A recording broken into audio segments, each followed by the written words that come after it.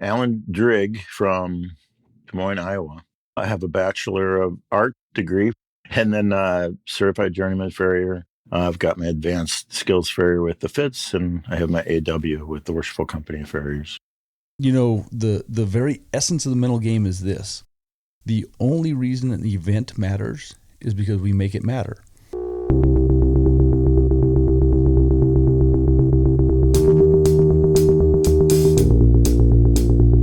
Welcome to the Mullins Farrier Podcast. Every horse, whatever it was doing, had a season. Once their competition season finished, they took the shoes off, they chucked it out in the field with some other horses, and it had a 2, maybe 3 months period where it went and remembered what being a horse was all about. Even in a cheaper area, your prices should be set by your skill level, by your experience.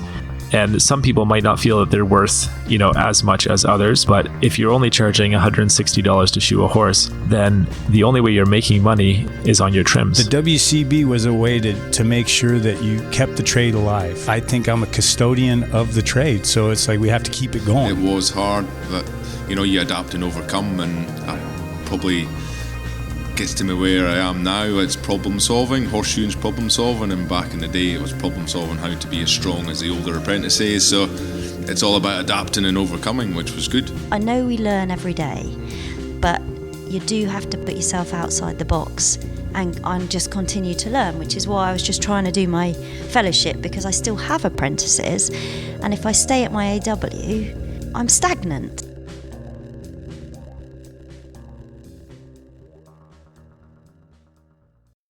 Welcome, everyone. A little shopkeeping. Well, I have to say, I've been blown away by the many messages of support I've received in response to my announcement about the podcast moving to a subscription model. We are still setting up the infrastructure, so by next episode, I will be able to tell you how to sign up, and we'll have links posted on all the socials. As I said before, I don't want someone's financial situation to hinder them from having access to our content. So, if you're an apprentice already barely scraping by, or find yourself in a tough financial spot no matter what stage of your career, please reach out on Facebook Messenger and we will get you access. And as I said before, even after August 12th, all listeners will still have access to the whole catalog of episodes we have published up to that point. Thanks again to everyone for your support in this big change. Your messages were encouraging and exactly what I needed to hear. I first met today's guest at Spruce Meadows in Alberta.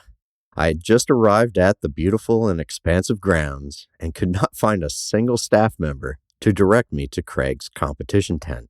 Always friendly and eager to help, Alan immediately stood up and, despite being sore from his recent back surgery, led me to where the competition was being held.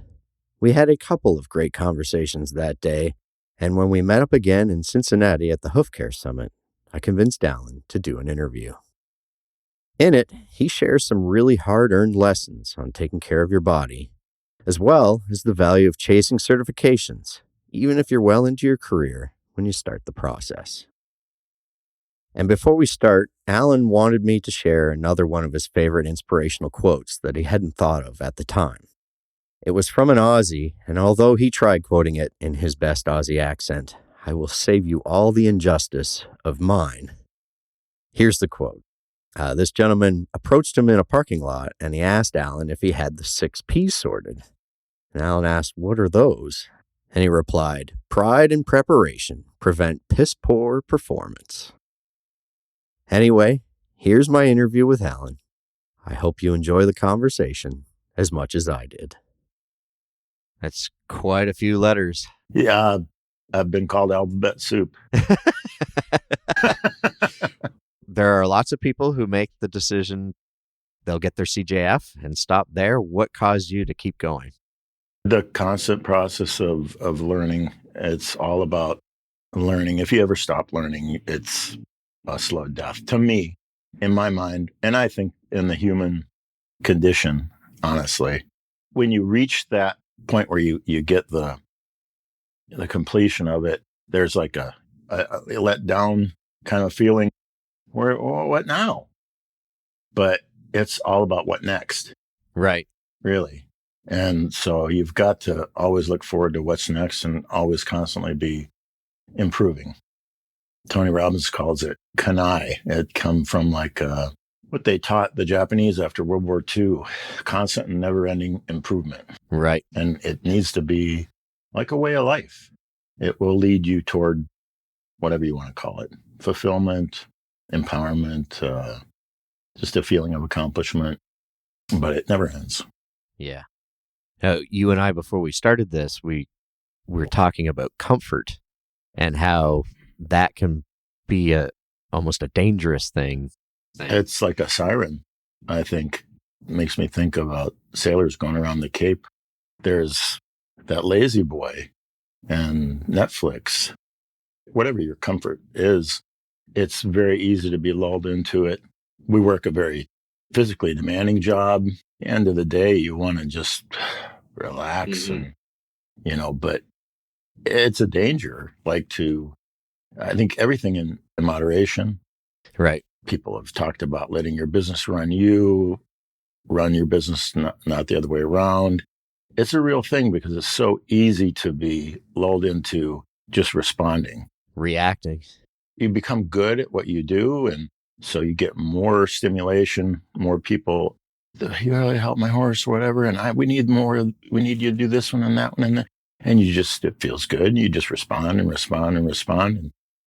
But if you ever stop building on what you got there and don't have a plan, it'll take you over and it'll exhaust you. I'm just got the point in my life now where I worked for 33 years to the point of exhaustion, like every day. Okay. And I'm like, I can't do that anymore. Because I had 3 major surgeries in the last 3 years. And my body was like, hey, dummy, this ain't going to work. You might not ever be able to do this again if you don't start like changing something. Again, we're talking about moderation. So you kept pushing through, you worked really hard, but then at some point it was almost too hard, right? You had pushed your body too far, do you think? Oh, absolutely. Yeah. Absolutely. We all deal with a certain amount of pain and discomfort from the job. And I worked to the farrier last week, and he works tons of hours and travels a lot, and he's slowing down, but you can only do that for so long. And then there's things like, having a family life and other things that are more important that you've got to try to balance life. You've got to have some kind of a plan. You can't just think about it. You've got to make a plan. Or you'll just get swept away in the... they say fail forward. I'm probably a poster child for that. And in my mind, I feel like you've got to be accepting of failure, right? I can tell you how not to do things, but eventually I'll find it. Say even a blind squirrel find a nut, right? Yeah. Yeah. So you've constantly put yourself in a position where there is the potential to fail or succeed. And you just kept doing that. And that was how you progressed, right? Yeah. And I learned, though, you need a plan. You need mentorship. You need, to look for people that have succeeded in the way that you want to succeed and find out from them what are the components of that got them there and use that to model success. And I think that's really great about like what you're doing, because it brings out a lot of things like that. Your last one I just listened to was Chad Lawson. Yeah. That guy's great. I love that guy. He's really great guy. But I learned a lot about business and stuff in that. And I was like, wow, Chad, you got it together. It's really cool with like the contracts, and it was really great. I learned a lot from your interviews for sure. Thank you. Yeah, that is the fun part about it. And it's amazing how each episode, I've said this before, an episode will release and then I'll get a bunch of messages from various people who've listened to it where that one guy, there was something they said that really spoke to them, or a lesson that they needed to learn that they hadn't thought of or whatever. It's important to hear it from somebody else that you can identify with. Yeah. Yeah, there's that whole shared experience that sometimes we feel like we're pretty isolated or the only person dealing with that issue. And then somebody says out loud to a whole audience that this is what I'm struggling with. You said 33 years you've been shooting for? So how did you start 33 years ago? Actually, I don't know what to do. You take those aptitude tests in high school and they bring it back to you and say, "What? You can do anything." That's no help, you know? That really narrowed it down. Yeah. So I was almost didn't go to college. I got accepted to college. I graduated like 13th out of 350 in my class and took like, all the accelerated courses. But my dad pushed me real hard. I needed to get out and like live life, get my head out of a book. And I went to college kind of last minute and all I did was party. I never had that kind of freedom before, but I started in like engineering because I had really good math and science scores. From there, it morphed. Like, I think one of the prerequisite classes I took was a design class. And I remember I really enjoyed that. It was a lot of, it was almost like an art class, but there was a lot of conceptual stuff like form follows function. That one thing that really stuck with me and I still like use today. Yeah, of course. Yeah. From there, like, I was like, I don't know. I changed like business for like a semester. And then I dropped out and I joined the Marine Corps.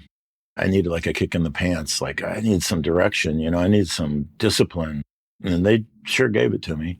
You were fully aware that that was something you needed? Like, you felt Oh, yeah. lost enough?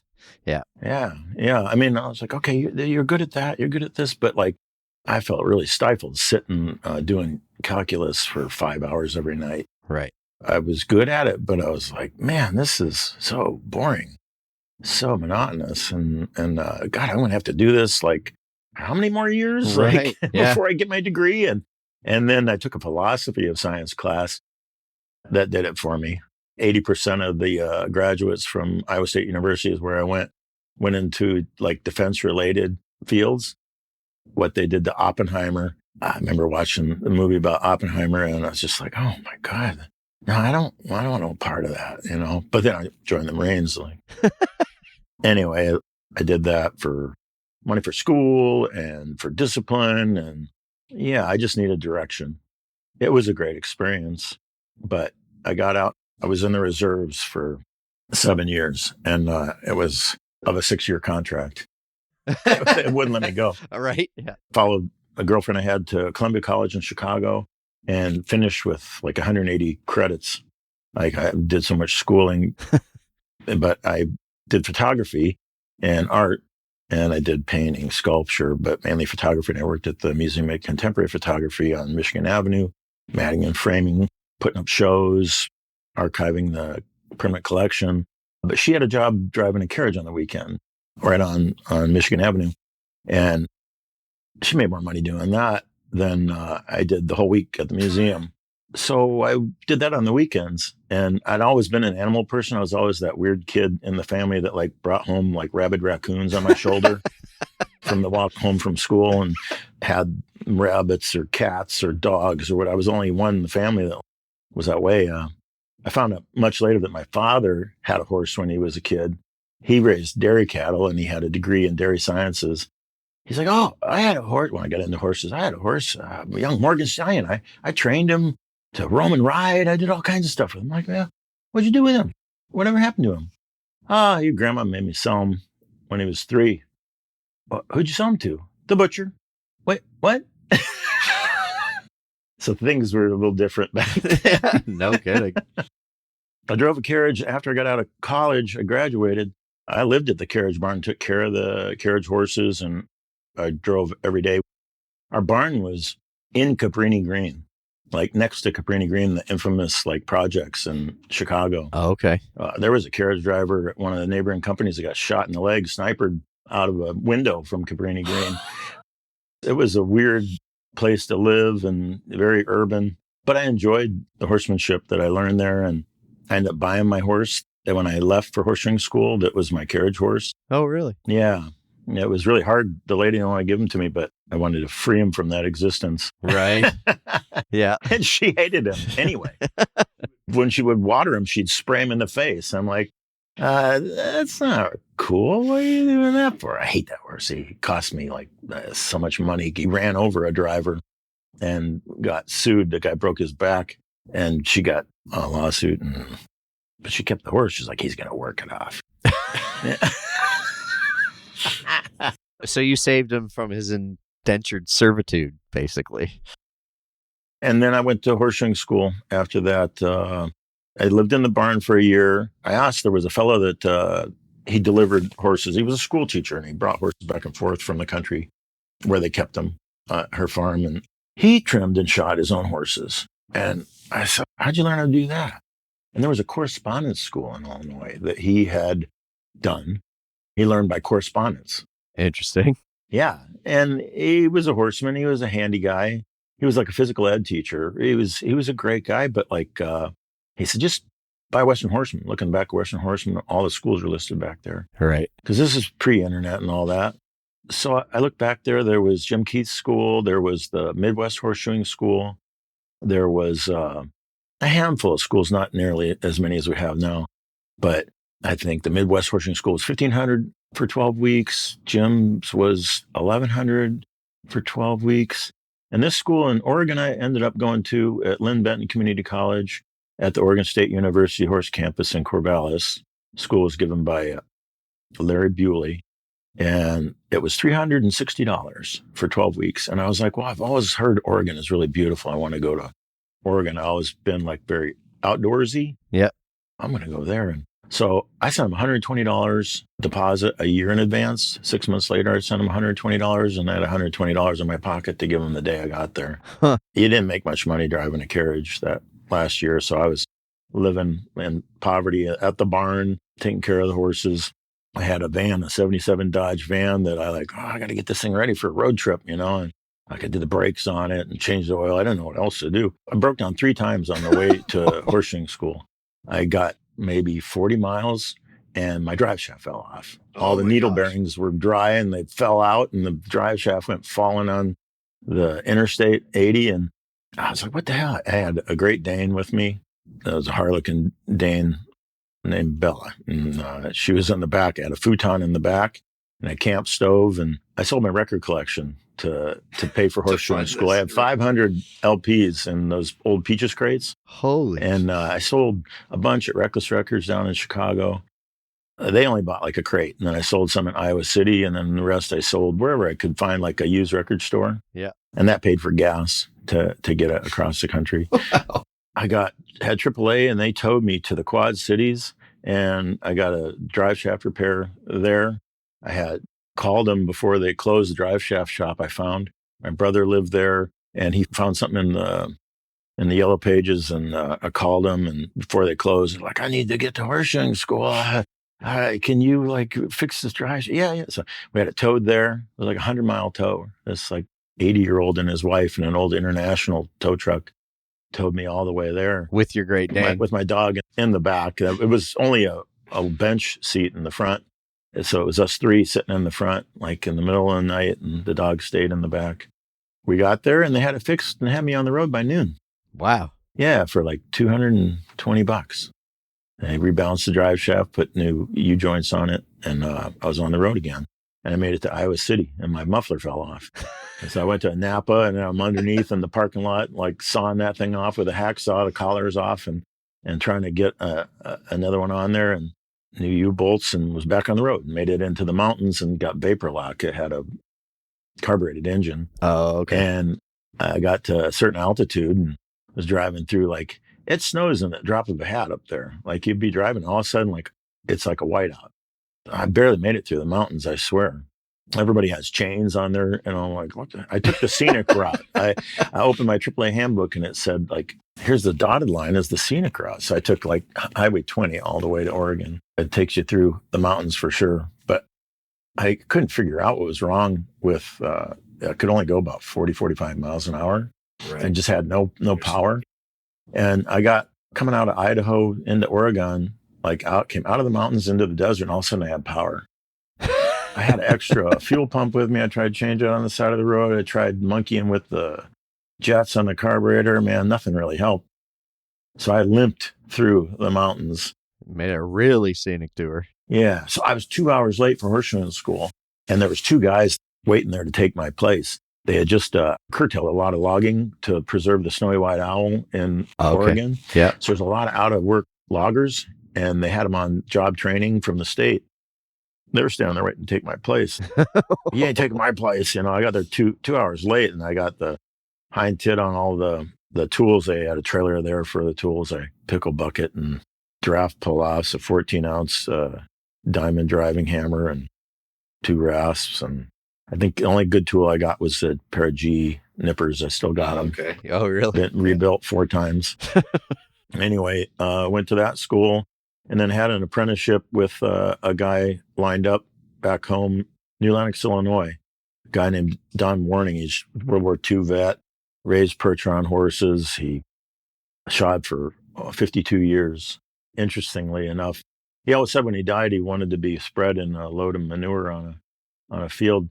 And he was killed by a team of horses loading manure, have manure. He's going to go spread. No way. And it was a young horse and an old horse. It's usually you anchor an old horse to a young horse when you're breaking the young horse. He was hooking him up, and the young horse like took off, and it was like 5 degrees out or something, and snowy and icy, and the manure spreader ran over him and broke his back, and he froze to the ground. They found him like hours later, and the horses were over on the fence, with the other horses just standing on the fence, and there were 3 tracers hooked and 1 that wasn't. He was hooking up that last trace, and thing got spooked by something and knocked him down and ran him over. Wow. But he made it to the hospital, be a broken back. He was probably at hypothermia. And he didn't make it. But anyway, he found somebody, because I stayed in Oregon and worked for a teamster out there, cutting and raking hay and doing events and stuff, because I had a lot of driving experience. So this guy brought horses into the school, and so I went and worked for him after school. Oh, okay. Smitty, Hilmer Schmidt, Philomath, Oregon, super, super cool guy. He was a World War II vet too. And that's how you kind of funded your way as you were going through the school? Yeah, I worked for the university, bucking hay. I worked for him, and I told him, I said, you don't have to pay me, but if you could feed me, it would be nice. And he fed me good, except for the one time, I ate a lot of lamb because he was a sheep herder for 30 years. I told him, I said, some rice would be good with this. He said, that's a 4-letter word you will not utter in this house. And I was like, huh? What? He was on the island of Guam for 2.5 years, and he said, all I ever ate was rice with salt, or rice with salt and pepper, or rice with pepper. But those were the 3 options or something like that. And he's like, for 2.5 years, that's all I ate. And he's like, you don't say that word in this house. I'm sorry. I won't ever say the word. I appreciate, everything. But he gave me some money when I left. Yeah, he was a really great guy to learn from. All his horses were really well disciplined, voice commanded. We'd go to these events and stuff, and he'd point out people and be like, that guy, he's not a teamster. You either were a teamster or you weren't a teamster. He had this real strict code about what a teamster was. Larry Bewley told me before I went to work for him, I asked, like, I'm going to work for that guy on the weekends and after school and stuff. And he said, he's a good guy. He said he has a teamster's license from when teamsters were horse-drawn teamsters. Right. He said, that's a good guy to go with. Cool. That was a great school, but I stayed out there with him like an extra month working, and I lost my apprenticeship with Don.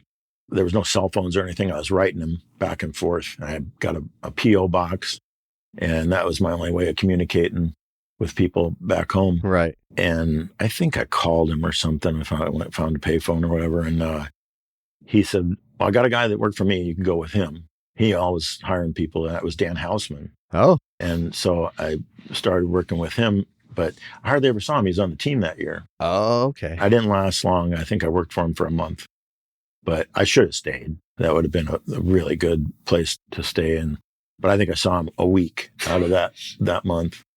And when he came back in town, he was like, we're going to catch up, and working like crazy. And it was 2-hour drive every day to where we'd have to work, and 2-hour drive home. And I'd have to muck stalls in the morning or at night before I left. So I was up at 5, and I had I think we had like 18 stalls to clean at the place I was staying. I lived in their basement with a septic that backed up now and then, and just me and my dog, and transitioned from there to a tack stall at the carriage company. Eventually saved up enough from apprenticing with guys to get a place. And when I went to horsemanship school there, I lived in my van. I had a futon, a camp stove. I found the food bank, and I got canned soup and tuna and ramen noodles and day-old bread. And then they told me where I could get a hot meal once a day, either breakfast, lunch, or dinner, somewhere, either in a park or at a church, each and every day. So I'd go to those places, get a hot meal. And Wow. I took showers at the Oregon State University gym. You could go in there and get a shower. Right. Nobody questioned you. And then I'd just park on the street. On the weekends, a lot of times I went to every state park and national forest in Oregon and just hiked Crater Lake. I went up to Mount Rainier and Mount St. Helens. That was really cool. Had a lot of really good weekend trips, just trying to start this journey. Yeah, no kidding. Sounds like it would have been a struggle. Did you feel like it was a struggle at the time, or that was just what you had to do and you just did it? Yeah, well, it goes back to comfort and discomfort, right? I was comfortable like on my futon and back there with my dog. That's the life for me, just living outdoors and in nature and, with a dog. I always had a dog with me. But so there's a time and place for everything. I was fine as long as I had, food in my belly and a purpose. And I definitely felt like I had a purpose. Everybody that, I talked to then, I'm like, I'm going to become a horseshoer. What's that? Or I'm going to learn how to do this thing. I had this, romantic idea in my head after art school, graduating from art school and stuff. Like, wow, I'm not going to make any money being a photographer. I don't want to do commercial photography. I don't want to do wedding photography. I did like art photography and museum work and stuff. And there was no money in that. But this seemed like, a better opportunity. And I'd always been an animal person, always done stuff with my hands, always felt like my identity was somebody who could fix things. It just seemed like a perfect marriage of all those ticked things. all those boxes, right? Yeah, strangely so. Yeah. All of a sudden, like I found this thing. I was like, that's what I want to do. I was so aimless there for a long time and trying to find direction. And when I found it, it was like a full speed ahead. Yeah. I had a similar journey, not nearly the struggle, but the same thing. Like I meandered looking for that thing. And then when I found this, it was just all guns. There's so much. I just saw a post Derek Schuler made about like all the things that you need to do this job. Right. You need this and that and this and that. And the knowledge. It's just like there's so much. Mm-hmm. And that's what's really unique about it is like, you can make it as simple as you want it to be. I shot a Nostaljac for the first 15 years and just used an anvil to level and like only ever got shoe hot to draw clips. But to my body's demise, like I probably have my proximal row of carpal bones in my hand if I hadn't had that start. Right. But I'm missing them now and trying to forge and compete. Like I feel it in my hands when I do too much. Everything in moderation. Again, I was lucky enough to go on the Culture Exchange, and I was lucky enough to be in Matt Randall's shop. I was lucky enough to be in Stephen Bean's shop. And both of them had this like, I only practice like an hour a day, but they do it like every day. Yeah. Right. Well, you're not tearing yourself to pieces. Then I'd go out to the shop all weekend, try to catch up to get ready for a contest. And I'd be so sore or worn out. And right. Then you're not doing quality practice. It's the consistency that. Yeah. And discipline and having a plan and sticking to it. Being the architect of your business, being the one that controls your life and having an organized plan and executing it. This is a discussion that I actually had with Cody Gregory and Andrew DeVisser and Rachel Harrington this week while we were all visiting here. It's one thing to say you have to have a plan, but my struggle is always the tyranny of choice, because by making any plan, you are automatically cutting out this other group of options. How did you decide which goals to head for? I think it goes back to clues are left in success. Find people that are successful and look for clues in how they got there. So I'd scour the internet. Where I was at was kind of isolated for a long time. The market that I was in was not that great. I've made a change and I'm moving to Florida. I want to be around people that are growing and that are succeeding and how I want to succeed and be as close to that as possible. I don't have a lot of time left. I'm 60 years old. I got maybe 15 years tops, right, that I could keep doing this. I got a coach. I got like a business coach, a life coach. Okay. I started scouring the internet started listening to a lot of Tony Robbins podcasts, and I ended up getting like a Tony Robbins coach. I've had one for 3 years. Okay. I'm on my third one. The last one retired on me, but she was fantastic. The one I have right now, she's actually Colombian, but she lives in Austria. He's worked tirelessly for over 40 years on self-improvement, Yeah. on hacking success. What exactly is that? And I need guidance. And I'm constantly looking for it. I'm still looking for it. Right. At this point in my career, I want to ride with as many people. I wish I could have done that earlier, but I was raising a family and building a home and building a business. And I'm sure I'm very guilty of being in response mode and reaction mode and feeling plenty successful that way. I've certainly worked myself to death, but you just can't keep up that pace. I really utilize Vern Powell's point system to quantify like what my body can do and then learn from that each day. Like Vern would say, I do like 12 points comfortable a day on average by yourself. After surgery, I was like, man, I'm struggling to get to like 8 points. Right. But I'm back now, I'd say like almost 100%.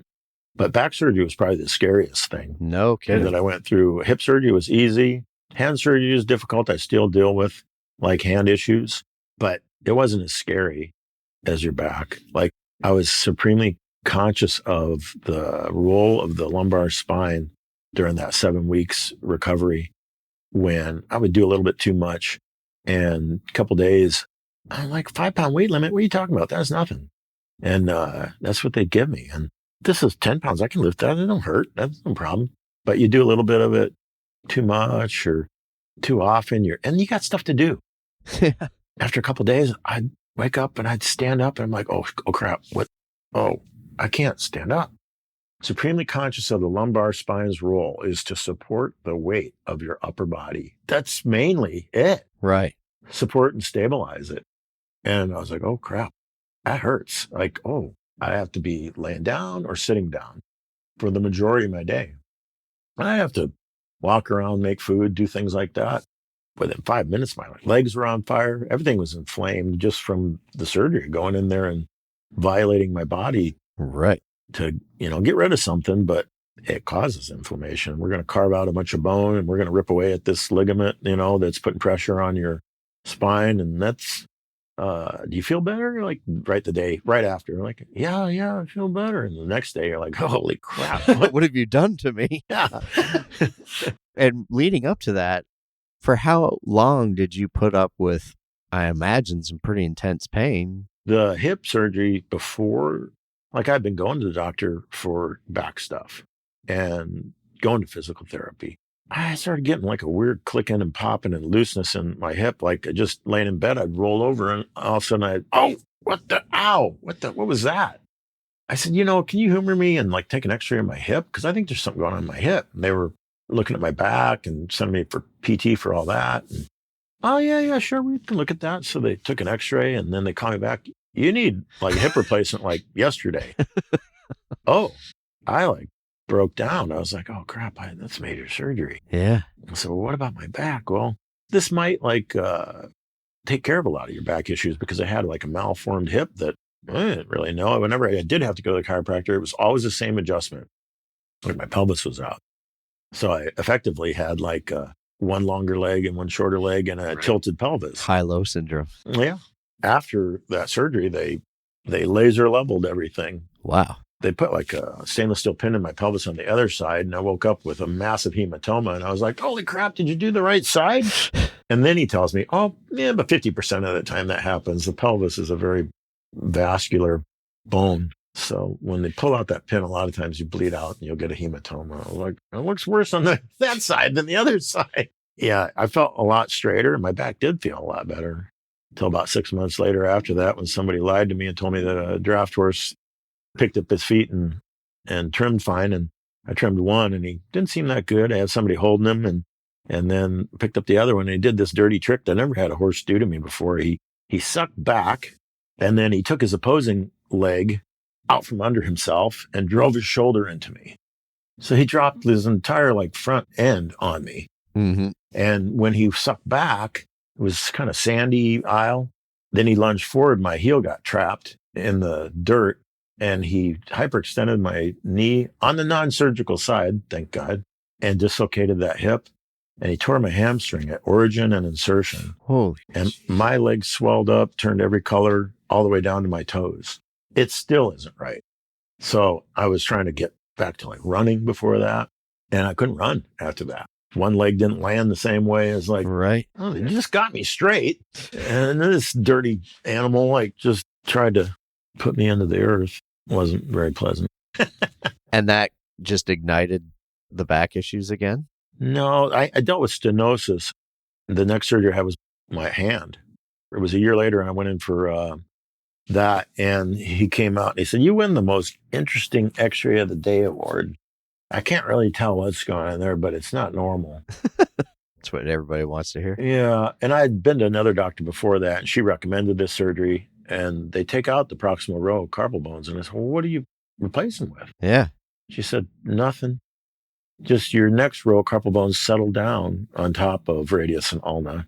They don't fit quite right, but you'll lose some range of motion, but it'll relieve you of a lot of pain that you're currently dealing with." I was like, well, that don't sound right. How many of these have you performed? 4 out of fellowship. I knew their fellowship was really long, but like, how familiar are you with the surgery? So I found another guy that was like a supreme hand specialist in Chicago. He's amazing, but he did 3 the day he did mine. He does them every week. Right. But still, I watched every surgery on YouTube. I found out that you can watch them on YouTube because I want to know like mechanically what they're doing. I guess I want to be familiar with that. And the wrist surgery, it was like a mining expedition. They're in there with those like curettes and like just digging. That bone didn't want to come out of there. They're held in there with all kinds of stuff. But the ligaments that held it's lunate is the one in the middle, but it had rotated 90 degrees. The ligaments that held it in place, like collateral ligaments on either side, had torn away. And so it wasn't held in there very well. And then from use, they had rotated 90 degrees. And that's what he sent me for a CT scan.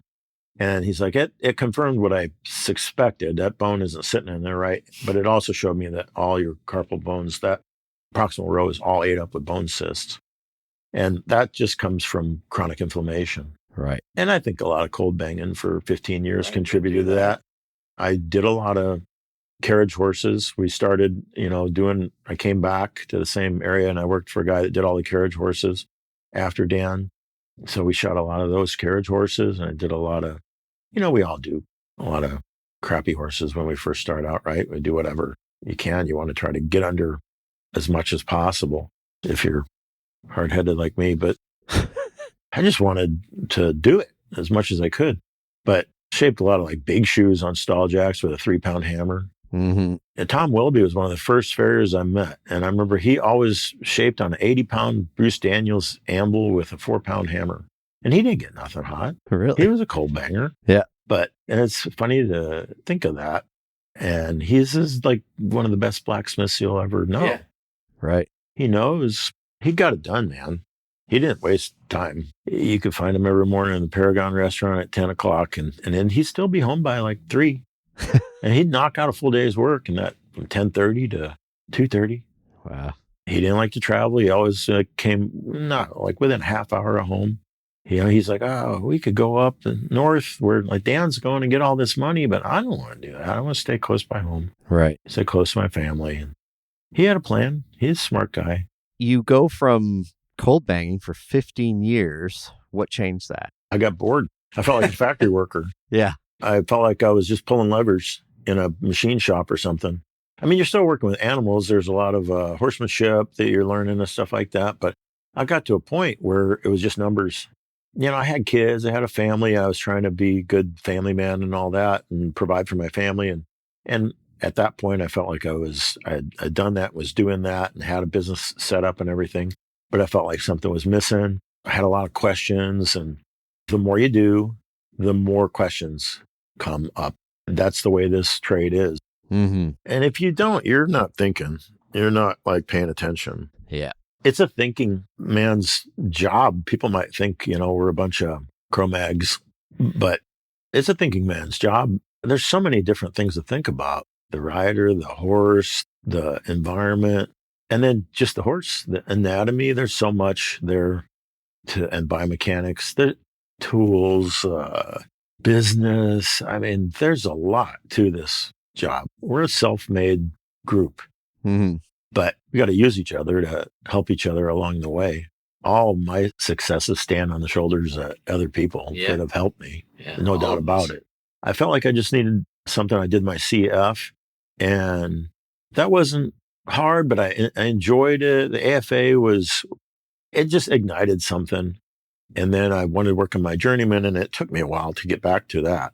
Let's see, it would have been 06. I did my CF, and I didn't get my journeyman done until 2010. The internet was coming out, and I give a lot of credit to Chad Chance for Hoof Watch.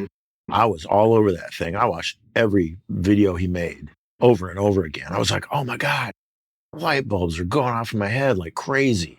And I remember he came to the summit when I first met him here with his wife, and I was just like, man, thank you so much for what you're doing. This is like, I feel so isolated where I'm at, and you're just like opening up all these doors in my brain, like everywhere. And you want to go meet these people in those videos. And I met Chris here at the summit, and he had all these opportunities for like clinics, and just started trying to go to clinics. And this is the first place I think I came to for continuing education. I was at the second Hoof Care Summit, and I went for like 10 years in a row before I had a lull. But I started doing more hands-on stuff, so it always evolved. I loved sitting in the classrooms here and hearing all this stuff that I'd never heard before. I'm like, oh, this is amazing. And all these other people are like me. This is so cool. And I got my journeyman done, and that really ignited like even a sense of adrenaline that probably led me to competing. The format is like a competition format. It was fun. It was really fun. Definite sense of accomplishment, but it was not by any means an ending point. It was more of a starting point. Right. Chris was like, oh, come here. I got this FITS thing going on, and I'm going to have an AW clinic. Oh, what's that? And so I went to an AW clinic there and a FITS exam. And the very first FITS exam, I'm like, yeah, I'm going to take that.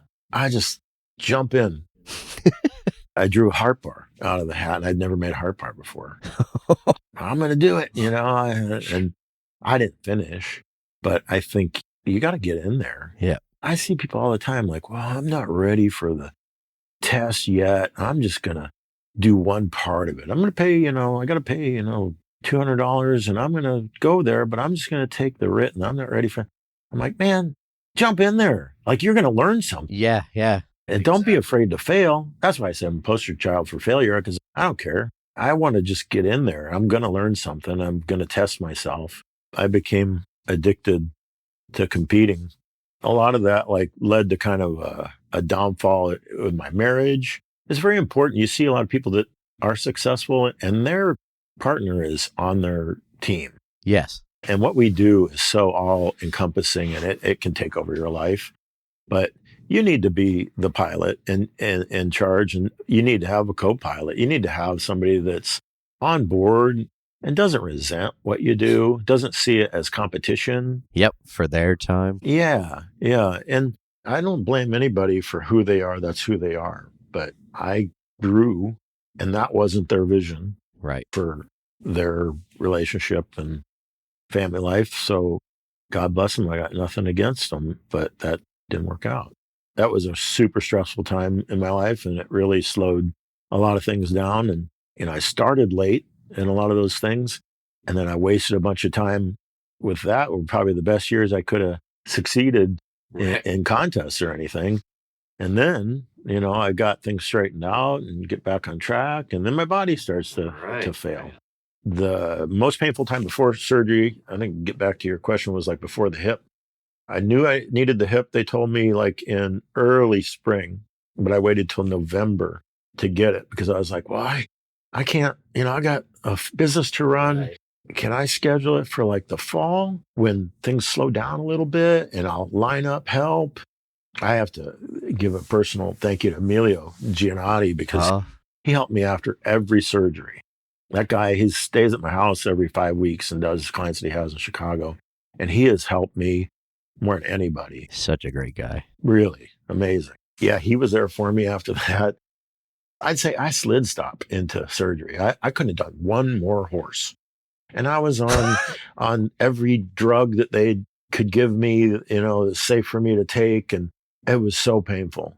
Before modern medicine that they can take and put a new hip in there, it's amazing. I mean, I'd probably be in a wheelchair or on a cane now if I hadn't had that. Right. Yeah. It's a pain that you can't get away from. It's like 24 hours nerve pain. Yeah. There's no way to relax or put yourself in a position to get out of it. In the spring, they told me like, oh, all the cartilage is gone. Like you're bone on bone. And then I read the pathology report afterwards and it said burnable tissue, like your femoral head was like burnable tissue. What? I never heard that term. So I looked it up, I Googled it, and pretty sure that was the terminology. And it said like it's worn past the cartilage and then it's wearing into the bone, into like the endosteum. There's a lot of nerve innervation there. Right. And that becomes extremely painful because it's just like an open nerve. Right. That's what it felt like. Wow. It was brutal. As soon as you get that done, it's like, oh, it was amazing. I was back to work in 6 weeks. Really? Yeah, it was fantastic. I still have a little bursitis. I would say the longest recovery was the wrist, and I still don't have 100%, but I can still swing a hammer, no problem. Driving nails is harder than forging. Oh, okay. But it hurts after forging, for sure. My doctor thinks I'm nuts. He's like, you have a irregular wrist or a very deformed wrist or something like that. I'm like, yeah, I know, but what else are you going to do? He's like, all right, well, you're going to be looking at a fusion again, like in maybe within like 10 years. Right. Yeah. So, but it's all about moderation. Again, I can't go like hell anymore. I can put in a good day's work, but I can't forge all day or anything like that. I just got to devote more time to breaking it up. I just got to be smart. Yeah. You did the FITS test next. And then how did that lead into the AWCF? It was, in my mind, a prep for the AW. Right. That was why I took it. And it led me a lot of great places. I got to go take the test in South Africa and Cape Town. I took the practical 8 times. I started, I didn't even know how to make a hard bar. Right. But I passed the written the first time. I started where I knew a lot of the book side stuff well. And now I'd say I probably got to catch up on that. Got into forging and shoemaking and a lot of that stuff. And that, I love it, and tool making and whatever I can in the fire. Now I won't hit a shoe that's not hot. Right. Your body's taught you that. Yeah. It's like, God, I wish I would have done that earlier. Right. I think I'd have a lot less issues now. Right. So that was a lesson learned. Yeah, that was just part of the journey. The way Chris set it up, the AW prep course, they had a test at the same time. I'm like, well, what's better way to prepare? I did his prep course, which is phenomenal, helped me a ton. But I'm like, well, this is like a dry run for it. I'm going to do that test. And I did that. It seemed like forever. So it was a process. And the AW, it was just like, wow, this looks like an amazing test. And it's easy to sell because the format and just the depth is amazing. I was with Matt Randalls. He took me to Jim Blurton's shop to a Welsh team practice. And they had Wayne Priest there doing revision for his apprentices. It was a Saturday. And I sat in on that. I watched these guys, shoe, getting ready for the classic. And then I sat in on the classroom too. He probably had the coolest shop I've ever been in. It was like, those guys, rich people that have Ferrari shops and the stripes painted on the walls and the cars in their slots and stuff. This is like a farrier shop. It was so clean. Everything was painted. And then it had a classroom off to the side.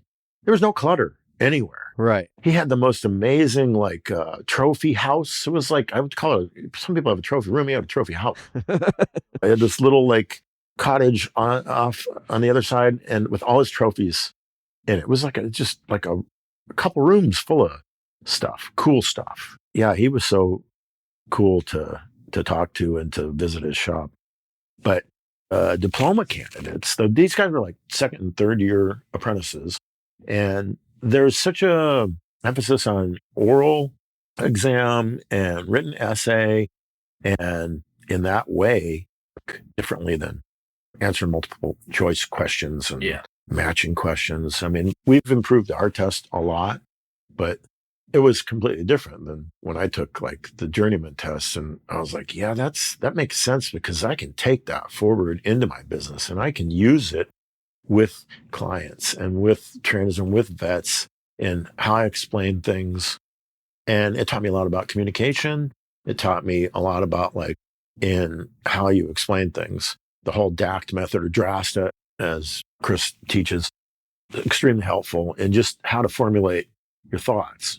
There's a lot of little gems along the way like that extremely useful that you can carry forward into your practice. Just make you better at what you do and make the experience a better experience and just give you more rewards all along the way. It's just like a treasure hunt.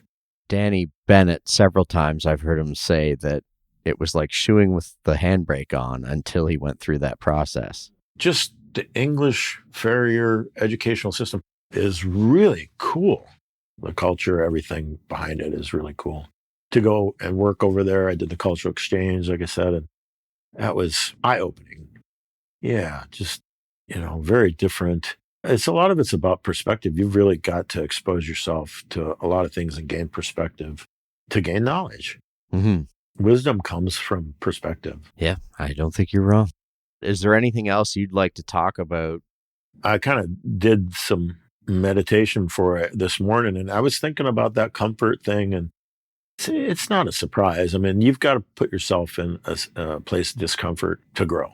You can't grow without it. No, and growth is important. Like Tony Robbins says, there's 6 human needs: consistency, inconsistency, but growth and contribution are the last 2. There's connection. The growth and contribution, those are the really rewarding things in life. The others are very important, and we all need all 6 of them, varying degrees. Getting to that point that's where it's at. Yeah. I've read, I think, 2 of his books, and I actually had a client who was one of his security guards. No kidding. Yeah. He became a security guard because he'd been to a bunch of the events and stuff like that, and they got to know each other. And he's gone on and started several businesses and really embraced that whole lifestyle, I guess. Yeah. Interesting that Tony keeps coming up. I hope that at first when you asked me to do this, it's like, oh, I don't know, this is a scary, daunting thing. But I hope, after 33 years that I have something to contribute. When I come here, I see all these young farriers. There's a lot of faces I've never seen before. Mm-hmm. There's a lot of people coming into this trade, shoeing schools, or there's a lot of new ones like every year. There's a need, though. Mm-hmm. There's a need for qualified farriers or need for farriers, period. Yeah. And I'm amazed, like, how few people I know here, because I think I know a lot of farriers all around the country, around the world, but I'm lucky, very lucky to, through that journey that I've met a lot of fantastic farriers and fantastic people. I hope I have something to contribute. Well, I knew you would. That's why I asked. It's funny because a lot of people end up, well, I think I said to you yesterday, most people say to me, oh, I'm not sure I have all that much to offer. Yeah. And every single time they have a ton. We just have to sit down and have a chat. The only difference being there's a microphone. But yeah. We said before, I think it really helps people to know that shared experience that other people are going through or been through. This is the Stratum Tectorium. Short answer questions brought to you by Out West Design and Fabrication. Your choice for farrier rigs. Do you have a favorite book? The most recent one that I've read is Chatter by Ethan Knox. And he's a Michigan State University psychologist that does research on the mind. And it's all about the thoughts in your head. There's constant thoughts. Yeah.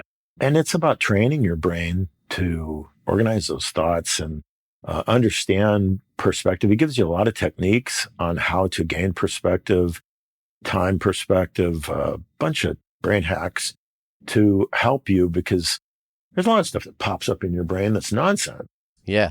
And constantly. Yeah. And it gets stuck in the ego. The ego can be a dangerous thing when you've got to get outside of yourself and gain that perspective to see like the objectivity or the truth of the situation. Otherwise, you'll get stuck in it. But that book has been really helpful. And now I'm reading Eckhart Tolle, The Power of Now. Right. Yeah, that freaking thing, it hurts my brain. It's pretty cool, but like it's pretty heavy. Yeah. I read that many years ago. No kidding. It's basically Buddhism written for a North American. In the end, that's that takes me back to gist of my Siddhartha. Yeah, exactly. Yeah. But Siddhartha's told like a story, so it's easier to follow, whereas this is like a question answer like format, and it's kind of like theoretical physics. It can make your brain hurt. Yeah. But I've worked hard, learned transcendental meditation a couple years ago, and I still work really hard on and training your brain to not think, to like reduce Just that observe chatter, the thoughts. Yeah. to just, what they call it is like becoming in tune with the universal field of being. It's really to shut your mind off. It takes practice. Mm-hmm. And there's a lot of thoughts that keep creeping in. So you got to sit there for 20 minutes and try not to think of anything except your mantra. Mm-hmm. That takes practice. Yes, it does. But it quiets your mind, because otherwise, like, I got a million things racing through my head all the time. It's like a pig race. It's chaos. Right. You got to organize that chaos somehow. I'm still fighting to try to organize that chaos. Yeah. And hopefully find that peace of mind that comes from when it is. Yeah. Find organized. vision, perspective, just narrow things down. Like it's what you asked about, like, how do you're going to get rid of something. If you start thinking about one thing so much, narrow your focus onto one thing. And what do you do with all this other stuff you were doing before? Like you got to organize it somehow in your head first before you organize it in your body. But like Tony Robbins talks about, like physiology first. You've got to get active. You got to take care of your body. Now I'm trying really hard I got a personal trainer. I got a Stretch Lab membership. I was getting a massage once a week. It's like, you have to start just getting your body in a good health, and you got to work in mind, body, and soul, like all of it. I think physiology first. What does it say? Energy flows where focus goes. Or sorry, I'm misquoting him. It's probably focus goes where energy flows. Quieting my mind is not an easy task. No, anybody who's attempted it soon realizes that it's on paper, it looks like an easy thing to do, but to actually sit and do it every day. It comes down to what you do more than what you talk about. It always comes down to actions. The actions you take. Yep. Are more important than what you could say you do anything, but doing it, like, that's where it's at. Well, here's a less in-depth question. Favorite brand of nails? I use primarily Liberties. What shoe sizes do you generally have to stock the most of, or lengths that you would work with if you're hand making? If I'm hand making, I would say lots of ones or some twos. I used to do a lot of small horses. I used to do like a barn of reining horses, 100 horses. I was there every Tuesday. Okay. Triple odds. Oh, some double odds. That's hard on your body, those little guys. And they're tight. Yep, getting under them. I've got away from, I won't do any more of those. The jumpers and stuff are a lot easier to get under. Yep, I find that. Yep. So I'm enjoying that. So bigger now. And I'm starting to make a lot of like 3/8 by 1, 11.5, 12, up to like 13.5. That's a good range. Okay. Favorite make of rasp? I use the Green Tang XL Legend primarily. What I notice in this country is like people haven't caught on to sharpening rasps as much. In England, everybody sharpens the rasp. I hung out with Hugh Dyer, who developed that Londonderry system, and man, if you don't have that in your truck, I'm like, God, you must like spending money on rasps. You're just throwing money away. I see guys, new rasp every week or less. Yeah. give me all those old rasps. I'm going to sharpen them up and use them for the next year. And I know people say, oh, well, I like a sharp rasp. Well, sharpening, the word is in there. Yeah. But I've taken and sharpened for them. But if it's already like half worn out, it doesn't come back like 100% like it's new. But I'll sharpen them like a couple days after I got it out of the box. Don't you find that first sharpening, like I use the Ferds, and the first sharpening is the best. It's like better than the original. Smoother. Yeah. Little cleaner, exactly. smoother, not as grabby, but those are really nice rasps. And when I had those and used them, they sharpened forever. Yeah. Yeah. So some rasps don't sharpen as well as others, but the Legends sharpen good. Danny Elliott gave me that tip last year about the parts cleaner, cleaning out, because you get like a buildup of stuff in there after a while of all the compound, Mm-hmm. and cleaning that out every once in a while. Out of the rasp. Out of the rasp. Okay. Get some buildup in there. You'll see it. It's all gray. And then you spray it with the parts cleaner or brake cleaner or parts cleaner. And it just, this black, like stream of gunk comes out of there. And then it's cutting better again and sharpening better again. Right. So I sharpen them a lot. People probably won't believe me, but I'm going to get 6 weeks out of a rasp. Really? Yeah, I sharpen the crap out of them. Yeah. And then when they're brand new, like, I like a sharp rasp, sure. But yeah, I like it right after I sharpen it one time. You have to sharpen them regular. Yes. You got to sharpen them every, couple days. I find I'll go for 3-4 days from a new rasp, sharpen it, and then I'll get a couple days, then I have to sharpen it again. And then like the space in between just gets a little shorter each time. Yeah, I can get about a month. I started writing the dates on the tangs before I put the handle on, just so I can see how much I got out of each one as a reference point, just to see. I'm not doing as many horses now as I used to. I gave away most of my business. I'm very fortunate that Tobias Ellis and Jacob Manning have moved to our area. We're short on farriers where I'm at. Oh, okay. Another fellow that's close by there that moved back, he was in Ocala for a long time, is AJ Merriman. I gave him some business. There's a lot of younger farriers I try to give business away, and I'm like, charge what I'm charging. Like, we're not charging enough in this area. Right. Like, it costs a lot to keep doing this. Mm-hmm. Yeah, Tobias and Jacob do fantastic work, and it's been really rewarding to have him come and work with me. He's fantastic to work with. I'm just very grateful and very lucky that, he came around, because I felt like a certain sense of allegiance to these people. You become close to them, and you feel like you want to do their best for them. I actually care about them and their horses, and I don't want to just say, well, sorry, I'm out. Like, good luck. Yeah.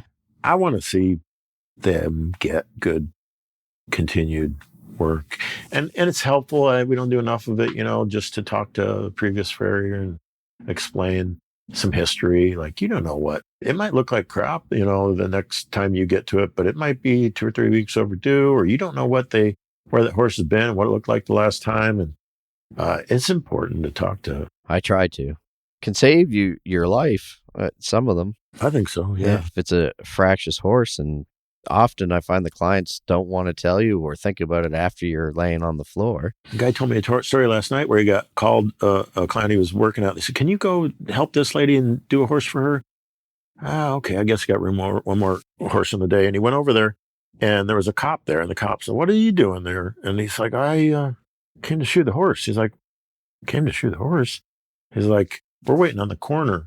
There's a dead farrier out back this morning, like a horse killed him. He's like, I'll see you later. That was the horse? Yeah. Oh my gosh. I'm like, really? This is a real story? Like, he's like, yeah.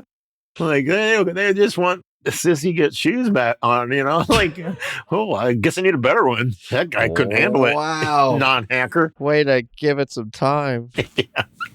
With the guy still there on the property. That's the corner hasn't even got that. Right. Yeah. No, you can't come in yet. Oh, good. I'm going home. Yeah. I think there's a good reason for it. What's your dream farrier rig? I don't know. That one they just auctioned off was pretty damn good. That trailer there. Yeah. Yeah, that was sweet.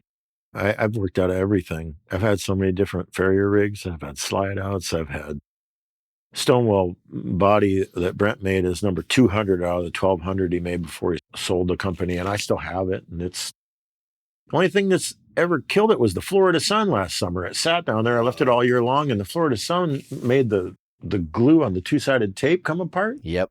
And it popped off. The frame slid, and now the door didn't shut right. Oh, I just had it painted. Oh, no. It was a painted body. I just had it painted, spruced up, and I'm like, oh, damn. You can't leave stuff out in the sun down there. I'm learning. Yep. And I worked out of a van up north, so I like that. That's great. It's simple. Honestly, it's like the mothership and the mint and the shuttle. Like I got everything in the van, just about, except for torches. I can get it done out of the van, no problem. I got everything in there. I like that, except for when it snows. Right. Yeah. No kidding. But I'm running from snow now, so. Yeah, you're going in the right direction. Favorite rounding hammer? Whew. I got to say my John Nunn hammer that John made when I went on the cultural exchange. I still use it. Like I love that hammer. I got a lot of great hammers. I'm really fortunate to have some great hammers, but that one, it's got sentimental value. It's a hard hitting hammer. I love fullering with it because it's like 2.5 pound. It's got a big face, and man, I can run a fuller in there real quick with it. I use that on my associate ship and my fits. It's taking you a lot of places. Yeah. Favorite type of bar stock to work with? Yeah, I don't know if I have a favorite. All of it's good. The 3/8x1 is, you can do so much with it. The 1/2 by 3/4 is a really interesting section. You can do some pretty cool stuff with that. Graduated shoes and stuff like that. It's all good. Favorite brand of keg shoe? I use a lot of Kirkharts. I have for a long time. Using Workman Warriors. I like those because of the width. Some people say they're punched fine, but I don't mind that. That's a lot safer than punched coarse, that's for sure. Right. I like those Workman Warriors, and I like the Kirkharts. I use a lot of different Kirkharts, but mainly like the DFs and the smaller feet SX8s. But those DF Selects, those are nice too. Yeah. I know Jeff Polly, he got like a pallet of these Mustad shoes that were like Mustad sport horse shoes that we could get over here. They came in half sizes. Oh, okay. Those are really nice. I used a bunch of those when I worked for him. Those were really cool. So there you go, Mustad. Send those our way. Yeah. Favorite pastime after work? I get stuck in the shop at night. I'm trying not to do that more. So I'm trying to get my circadian rhythm. I've been a lot better at it. Just get to sleep at a better hour and get up earlier and the same every day.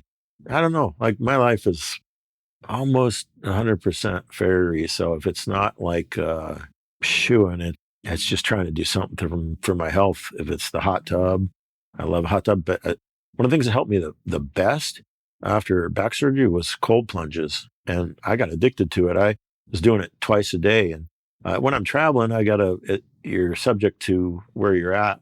Boy, Cincinnati water is cold. It turned me red. I was like, holy smokes, that's colder than any well water I've ever had. I don't know if it's just because it's colder up here, but cold shower is not the same as a cold bath. I like that in the morning and at night. I hardly take anything hot anymore.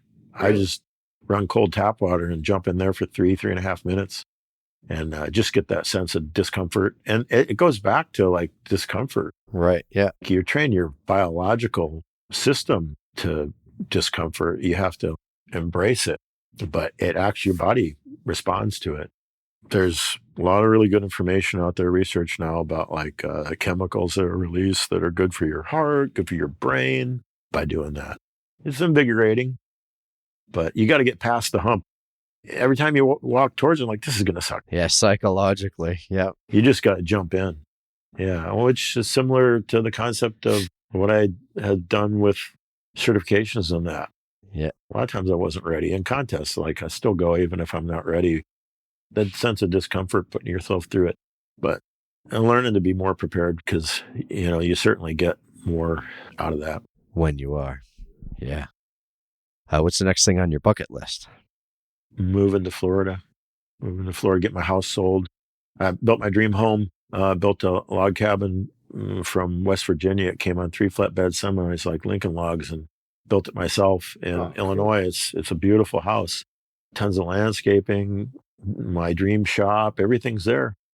It's in the wrong state. Right. I got to get that sold. I'm on the verge of getting it sold. My real estate agent was just calling me while we were talking, and getting moved down to Florida with my girlfriend, who moved down there a year and a half without me. She wasn't waiting around. She's an interesting story. She's from Litchfield, Staffordshire, which is the first town that I went to on the cultural exchange with Les Armstrong on like a little history tour. Went to Litchfield Cathedral and everything. And he lives right by there in Hopwas between Tamworth and Litchfield. And her and her parents, they're from there. And I was like, where are you from? And like, oh, England. Where? Litchfield. You probably never heard of it. And I'm like, I've been there. I've stood in front of the statue of Captain John Smith, the Titanic. What? Yeah. We had so much to talk about. Yeah, well, I'm still talking to her about it. She's the best. Ideal number of horses to shoe all around in one day? For me, if I'm all by myself, 3 or 4. I've had good days anymore, maybe 5, but I like to mix it up. Half sets, trims. I go by that point system. I think that's a really smart, simple thing, but it translates to the energy expelled by your body and the abuse that you can take. And there's really something to that, to not overdo it, because you'll pay for it the next day. Yeah. You will. Yeah. You might make less money. You think like, oh, I got to get it all done today. And you do all this work that day and you're exhausted. And the next day you ain't worth a crap. And you get like half of the work done that you could have the next day. And overall, like it goes back to just balance it out. Yeah. Favorite anvil? I say the Scott that I use. I got one of the early Scotts with still like the H base instead of the square base. I bought that direct from Scott. I think at convention one year, and I've had that in my van for so long. Yeah, it's a great anvil. Tapered heel, by the way. Oh, okay. Yeah. And I know the answer. Do you have a Farrier Terrier? Yeah. I have a couple. I have a little mini Aussie. She's back home with my son, and then I've got a little French Bulldog by the name of Grogu. That's the name of the baby Yoda. Oh, okay. He came from a breeder that she's called Yoda Frenchies for me. And yeah, he looks like a little Yoda, but he makes me laugh. I spent a day at WEC with Marcus Lieberger, and I never had these on my radar at all as a breed, really. One person, client told me, that's a pretty bougie dog for you. And I was like, oh, he's just funny. But Marcus is like, if you know Marcus, he's disciplined, it's serious, great farrier. He's just a serious guy. And somebody brought a Frenchie over, a shoe to fix, and he like changed into a different person, like a 12-year-old kid. I just love those dogs. And I was like, oh, why? They just make you laugh. If you don't laugh and smile at one of those dogs, there's something wrong with you. There's something to that, and they are. He just makes me laugh all day long. He's just the funniest thing. If you're stumped on a case or need backup, who do you call? Jeff Polly has a really good, analytical mind. I talk to him a lot about stuff. There's so many people, like whoever will talk to me, whoever's got the time to talk to me. I think whoever's involved with the case, the owner and the rider, the trainer, man, you got to filter a lot of what they say. You got to really sift through all the information to find but they're the ones that are with the horse the most. Mm-hmm. So the information's there. You got to figure out how to get it out of them. Right. And then look at the horse and see what correlates to that.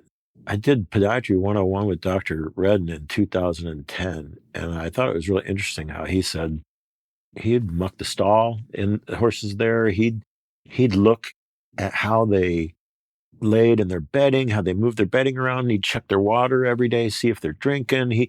He'd look at just like their overall. He'd try to read the horse, like how the horse was feeling in general. So there's a lot of details out there if you can listen to, but whoever's like closest to that, like, and he would get in there, he'd be like, I'm going to be the one that's close to that. Like, I'm going to go visit this horse every day and I'm going to leave him here until I kind of figure this out. He had a very analytical mind. He would talk about going into his deer stand in the mornings at like 5 a.m. and make surgical notes. He'd just sit there and he'd watch his herd, come to his deer stand and eat and then plan his surgeries for the day and just sit there and make notes. But what he put into that was like everything. He'd walk in there and he'd get a feeling for how the horse was feeling that day. And then he'd make notes on that from day to day. And he was not in a hurry. He let the horse tell him. The horse will tell you a lot. If you're listening. And the people that are closest to that horse. It's important to find other farriers, sure, that like have maybe dealt with something similar. You've got to be there. You've got to put yourself out there. You've got to go to a lot of stuff, go ride with people, go to different certifications, all that stuff. You pick up stuff all the time that you wished you would have had that person there when you were working on that horse. But you could take it back later and apply it. And it comes in just getting under a lot of different horses, seeing a lot of different horses that come into like the school, like Dusty Franklin's. I remember there was a lot of stuff there. Like, you want to do this horse? And I'm like, yeah. And I build some graduated shoes for it or something, bar shoes. And I'm like, yeah, I got some horses I can apply this to. I don't call on enough people at the time, but I don't know who to call to on sometimes. I find it out being there. You just got to be there. You got to get exposed as much as possible. That's how I'm finding out with Florida. Like, you got to be there. This going back and forth stuff is not, there's so many good farriers down there.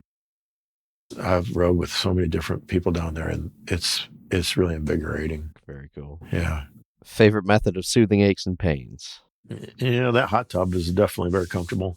The longest time I was taking one every morning, but it's too comfortable. I switched to cold plunges. Okay. I joined Stretch Lab, and then down in Ocala, they have a stretch zone. Like that partner stretching, I get more out of that than a massage. They're fantastic. I feel much better than I do from a massage. I've had really good massage therapists, but that's a great idea, the Stretch Lab. It's systematic, and I feel fantastic after that. Okay. Favorite drink? Water. Favorite song, or more generally, genre of music? I like all kinds of music. There's a bunch, like the one that's popping in my brain right now is a song called Suzanne by Leonard Cohen. Oh, okay. Yep. Canadian singer, by the way. Is he? Yeah. Cool. Yeah. What would you have been if not a farrier? Aimless. Yeah. Feel the same way.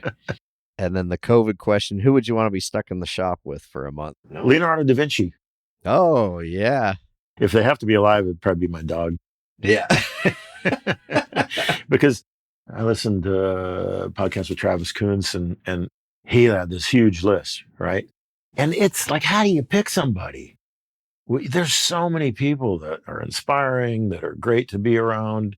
It's impossible to pick one. Mm-hmm. It really is. That's why I'm like, thought about that one last night, and I was like, Leonardo da Vinci, like that would be cool. Yeah, that would be.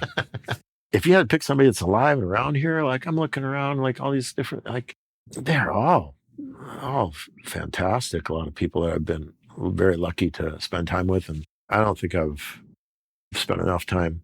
Honestly, I think this next year I want to travel around and I want to rent a farrier. Right. Like, even if you don't pay me, there's a lot of guys that I don't want anything for riding with them. I would be honored to just ride with able to. That are still shoeing, that are just legendary.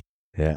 You are one of those for me. So thank you very much for doing this. Well, I'd love really to appreciate ride with you. Yeah. That would be awesome. We'll make that happen then. Well, thank you very much, sir. And I really appreciate that you did this. Cool. I appreciate that you asked.